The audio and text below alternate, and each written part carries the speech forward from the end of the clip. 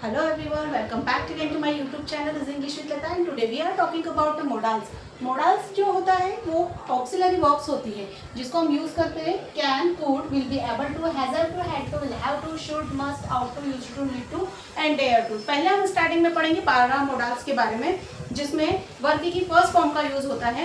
इन 12 models में verb की first form का यूज करेंगे और हर एक मॉडल्स को हम समझेंगे डिटेल में। सबसे पहले अगर हम बात करें कैन की, कैन का मीनिंग होता है सकना, जिसमें सकता शक्ति शक्ति आकर है वो है, या एबिलिटी कैपेसिटी एंड पावर को शो करता है।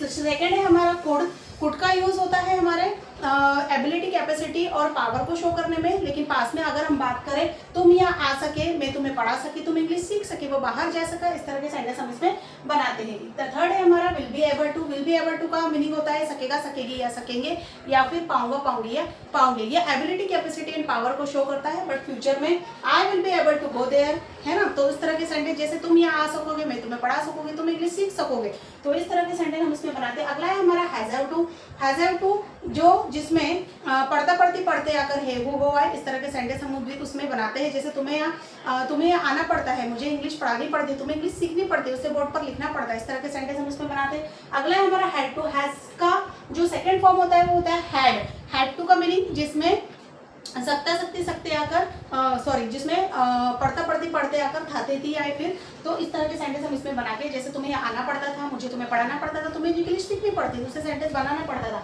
अगला है हमारा will have to, will have to जिसमें अगर हम बात करें सेंटेंसेस की, जैसे तुम्हें यहाँ आना पड़ेगा, तुम्हें इंग्लिश सीखनी पड़ेगी, उससे सेंटेंस बनाने पड़ेंगे, मुझे बोर्ड पर लिखना पड़ेगा, तो इस तरह के सेंटेंस हम इसमें बनाते हैं। नेक्स्ट है हमारा शुड, शुड का मीनिंग होता है चाहिए, जैसे मुझे बोर्ड पे लिखना चाहिए, उसे काम करना चाहिए, उसे बाहर जाना चाहिए, उसे इंग्लिश पढ़नी चाहिए, उसे सेंटेंस बनानी चाहिए, है ना। यह परमिशन और परमिशन रिक्वेस्ट को शो करता है। अगला है हमारा मस्ट, मस्ट का यूज होता है हमारा ही के सेंस में, जैसे तुम्हें यहाँ आना ही चाहिए, तुम्हें इंग्लिश सीखनी ही चाहिए, उसे सेंटेंस बनाने ही चाहिए।